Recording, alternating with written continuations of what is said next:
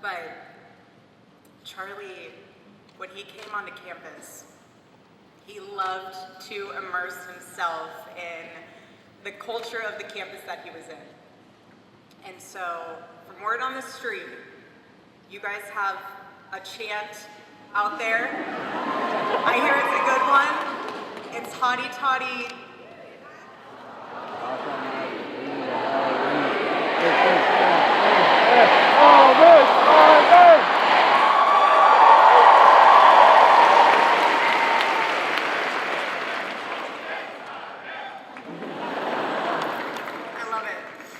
I love it, but it's a tremendous honor and blessing to be on stage today, and this is what Turning Point USA is all about.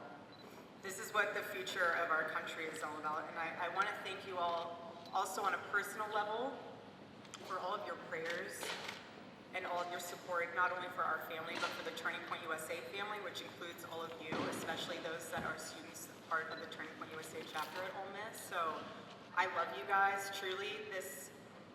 This whole, you guys have no idea how helpful it is to have all of you in my life, because you help me feel even more deeply connected to my husband.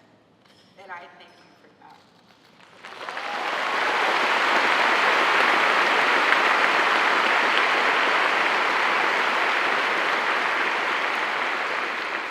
And I say that also because you guys are the heartbeat of Turning Point USA. You're the heartbeat of this organization. And every time we were at an event, especially one that Charlie was speaking at, he would always ask, beforehand, he would always ask Mikey or the team, he'd say, who in the audience is a Turning Point USA chapter leader or chapter member? And whenever there was a student there, he would stop everything before the event and he would sit down with them. He would ask you what your name is, what you're studying, what is the issues that are going on campus. He would take the time to make sure that you guys knew he was investing into you, into your chapter, into your school, because that was a pulse point for him. And being on campus right now for me is a spiritual reclaiming of territory. And let me explain that, because there is a lot of symbolism in today. It's Wednesday, 7 weeks. And the more that I am coming to grips with the permanency of this nightmare, the more that I'm starting to realize and witness that the enemy, he doesn't want you. He wants your territory. He wants your influence. And when our team asked my dear friend, Vice President J.D. Vance, to speak today, I really prayed on it, because obviously it's a very emotional day. But I could just hear Charlie in my heart. I could just hear him say, go reclaim that territory, man. Go. The battle's already won. God's love conquers. And that's why I'm here today. I'm here because this moment, it can either be your breaking point or your wake-up call, essentially your turning point, if you will. And at this moment, every single one of us has a choice to make, whether we stand for freedom or we're just gonna fall for everything else. But I want to encourage you, especially the students here, find your voice. You are the courageous generation. That's what you are. All of you. Gen Z, you are the courageous generation. Hear me when I say that. My husband believed that to his core. That's why he went on campuses. That's why he was trying to reach you. You are the courageous generation. Own it. Make him proud. And students beyond Ole Miss, if you are pursuing a chapter on your campus, harness this amazing opportunity to advocate for something that you truly believe in. And express it in the most articulate way of what exactly you're advocating for. You're advocating for America, you're advocating for freedom of speech. Because our chapters on high school campuses, I love it. Charlie was so excited when he named the programs for high schools. He said, we're gonna name it Club America. Because he goes, who could hate that name? It's the perfect name, Club America, and he loved it. Who could be against it? And I want you to know that if you are trying to start a chapter, I'm with you, we're with you, Charlie's with you. You have an arsenal of Turning Point USA staff members that are with you. But I also, what I've been able to sit back and witness is the leaders that have stepped up to ensure that chapters can happen. For example, I don't know if you guys saw what happened earlier this week with Governor Ron DeSantis, which is amazing. I want to give him a massive shout out because he said, we're announcing a partnership with Turning Point USA. We want to make sure that all high schools in Florida, anybody in a high school that wants to start a Club America chapter will be able to do that. There will be no impediments to that, and certainly no discrimination.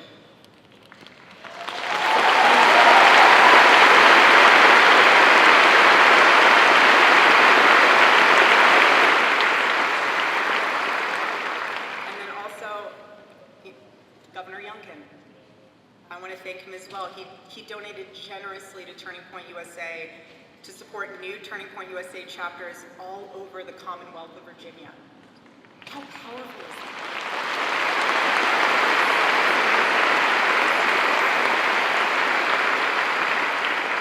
So when I heard that, I just looked up, I was like, all right, Charlie, 2 down, 48 to go. I see you. But Club America and Turning Point USA chapters, if you're wondering what those values are, it's life, liberty, and pursuit of happiness. And that's what our country was founded on. And when you succeed in establishing that chapter, I want to commend you because that experience will leave a mark on you that will influence every choice that you make for the rest of your life and generations to come. Earn your voice. Charlie loved the word earn. Earn your voice. This is about your legacy.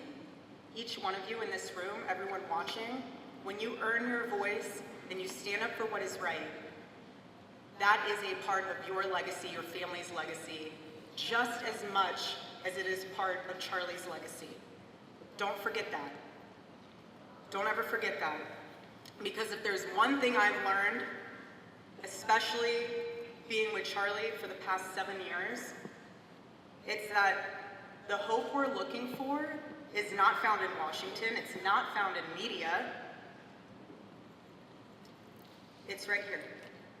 All of you. This is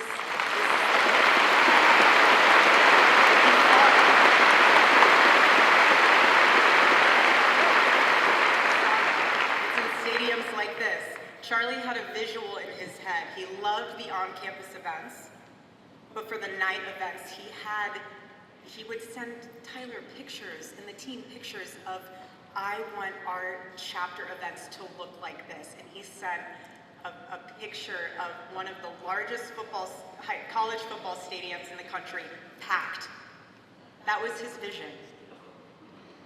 And that's what makes all of this so powerful, because your generation is living at a crossroads. And you are living in one of the most defining moments in American history. And we are all witnessing in real time the battle that is raging for the soul of your generation. Again, your generation. This is far more than political.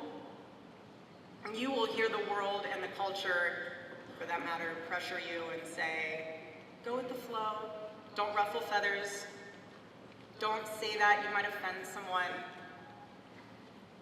Might lose some friends if you wear a red hat. If you go to a Turning Point USA chapter event. But when I hear that, I need to be so blunt and honest with you now, because before when I heard it, I said, okay.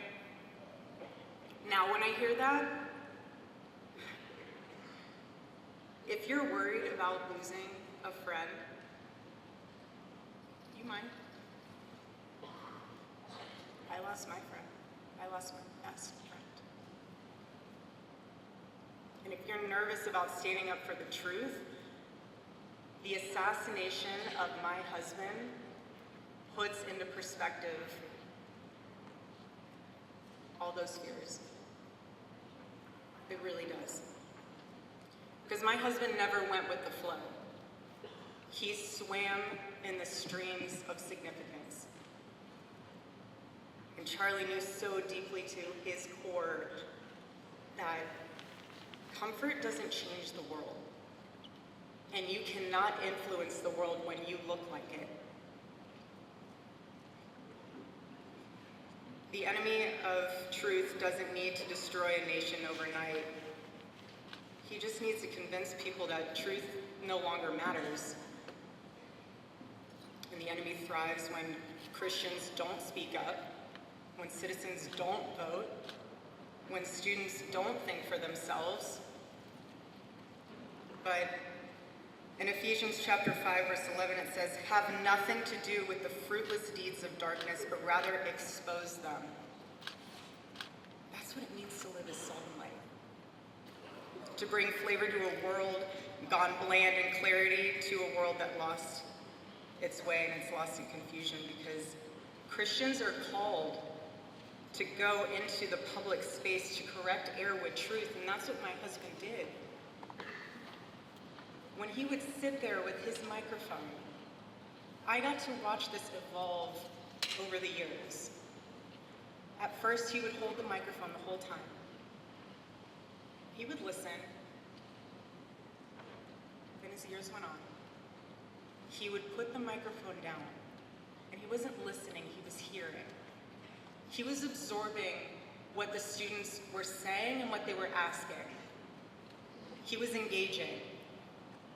He was calm. He wasn't combative. He never insulted. He just wanted you to think. Again, like I said, he never told you what to say. He just wanted to challenge you so that what your convictions were, you actually understood why you had them, rather than they being talking points because your professor told you so or your friend told you so. He wanted the best of you because he demanded the best of himself. And Charlie would say this all the time: your rights don't come from the government, they come from God. And he knew what every founding father knew, and nearly almost every university has forgotten, that you cannot have freedom without virtue, and you cannot have virtue without God. And that's what makes this nation so different. That's what makes it worth defending as a courageous generation. And another thing that Charlie used to say all the time is that it does not take skill to be courageous. It takes a choice to be courageous. And now's the time to make that choice. Either you sit on the sidelines. I mean, I don't know what else can wake you up. I really don't know what else could stir that fire within you to get involved or to use your voice or to make a difference. If you're looking for another sign, I have no idea what to tell you. I just want to encourage you, though, that yes, this is about America, and yes, my husband would say saving Western civilization. That's true on both fronts. But deeper than that, this is about your soul, because the fight for freedom starts within, inside of each and every one of you. So again, please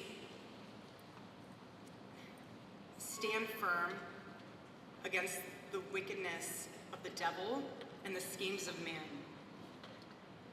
Be alert because his tactics are so clever. What he'll do is he will find one thing. He will find fear, he'll find disappointment, he will find one thing, and he will wedge it in between you and the Lord, and he will make it grow. He will make it grow so much that you lose sight. It becomes this, almost like an eclipse, where the truth is hidden behind it. And yes, the light's still there, but you can't see it anymore. That's the enemy's tactic. And the bottom line is that the enemy doesn't need to change your theology. He just needs to change your vision. And if he can get in your head and blur your vision and distort your vision, he'll do it. He'll do whatever he can. But what the enemy forgets, though, is that the presence of a shadow is proof that there is light. He forgets that. And Charlie's murder might seem like we're standing in a shadow, as if death was the victory meant for the enemy, but looking around in this arena, you are proof that this light of truth burns so brightly.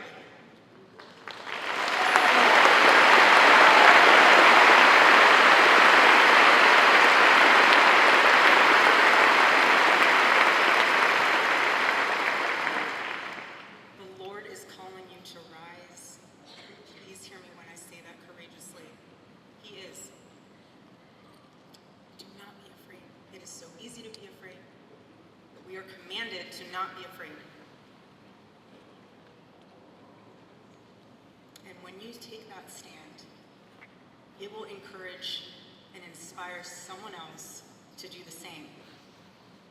Whether that is someone in your circle, whether that's a family member, whether that's someone you've never even met before because they saw you posting something on social media.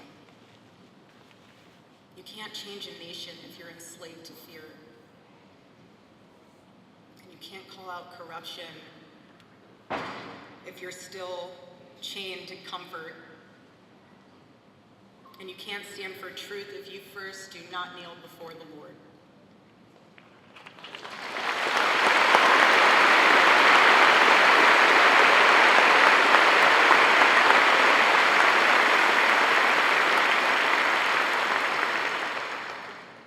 And I know I keep saying it, but I'm trying to drive home a point with you all being labeled as the courageous generation, because this generation will decide if America remembers who she is or if she'll forget. And I believe with all my heart that God placed you here now in Ole Miss, not by accident, but by assignment.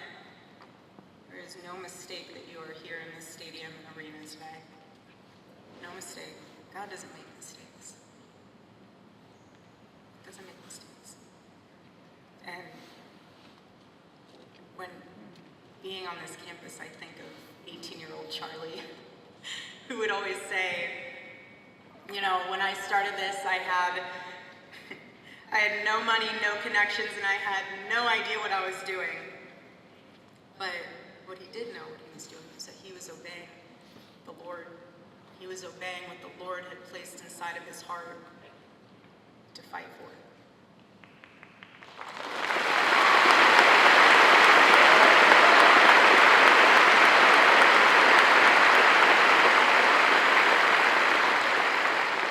And he persevered. He persevered, and look what he left us.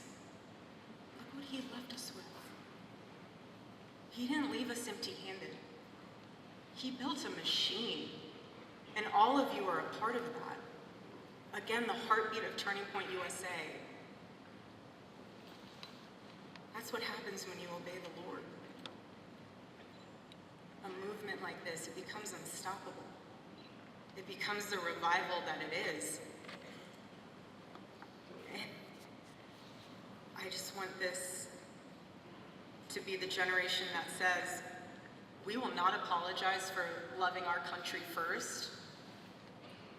We will not be silent about our faith. We will not back down when the world tells us to kneel, because we bow only to the King of Kings.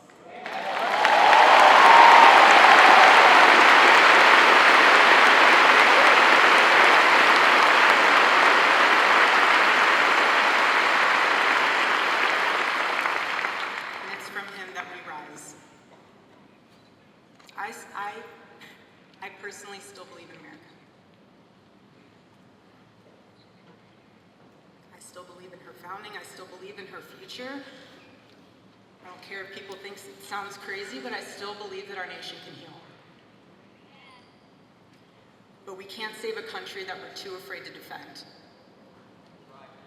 We can't.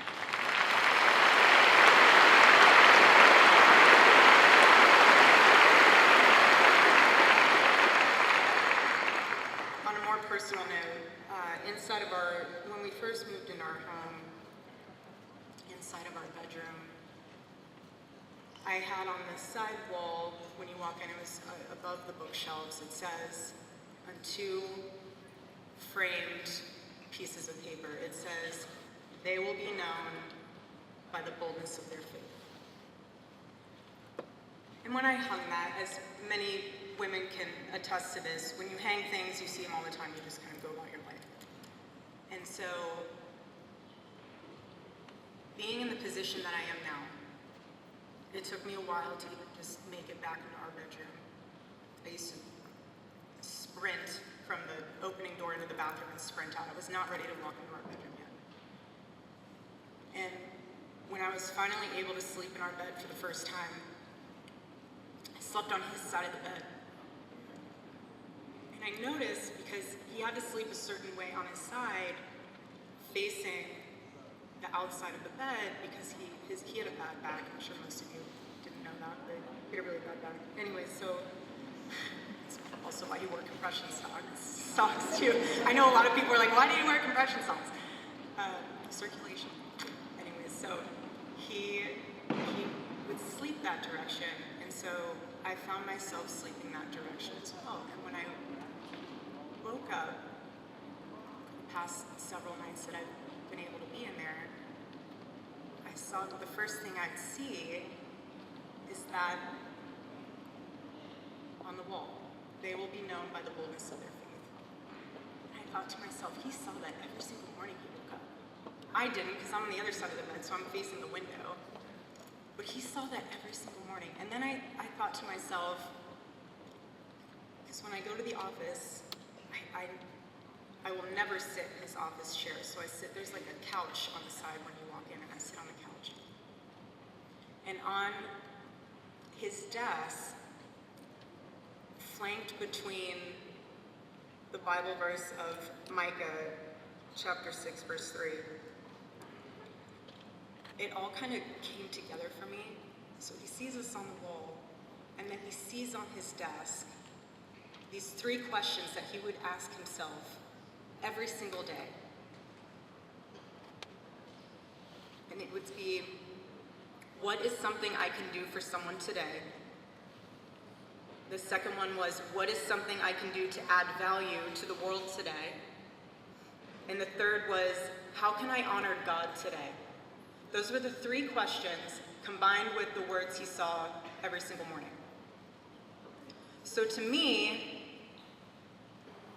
seeing on his desk, that was him suited up with the armor of the Lord every day. That was his combination. And what I'm realizing with that is those were the action points of how to have courage.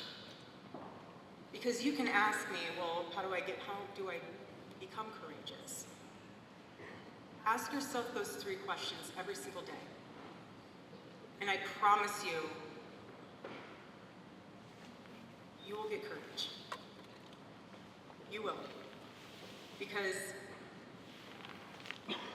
what death amplifies even more is that you only get one life. Just one. That's it. It's an eternal life.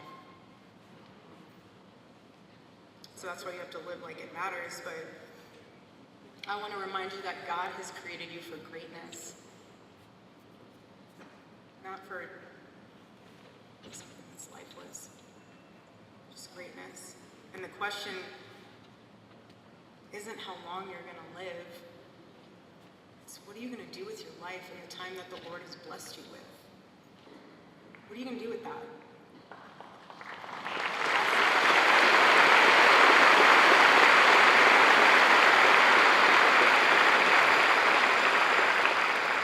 And when you get to the end of your life, will the Lord be proud of what you stood for? Will you be able to say that you ran the race, that you fought the good fight? Or will you realize that you wasted your time that the Lord has blessed you with, chasing after things that didn't even matter? Hold that into perspective. And remember, being the courageous generation that you are,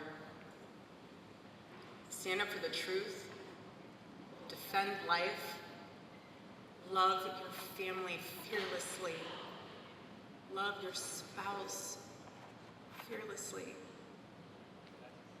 love this country, defend her,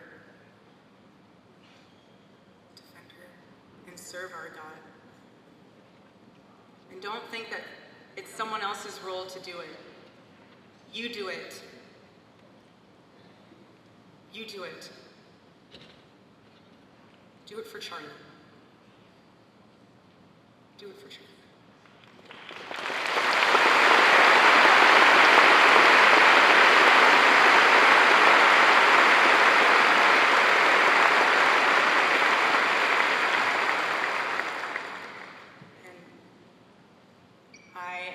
Tremendously blessed and honored tonight to be able to introduce to you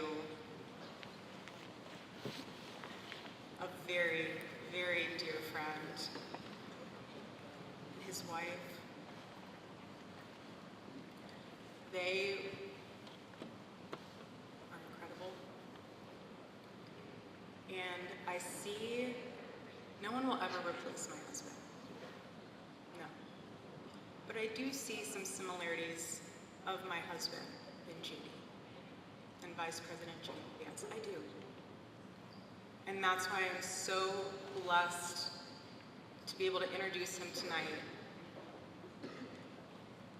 because he understands the fight that we're up against, and he can articulate that in a way that transcends race, that transcends demographic backgrounds. He's an amazing man. So please help me welcome to the stage Vice President J.D. Vance.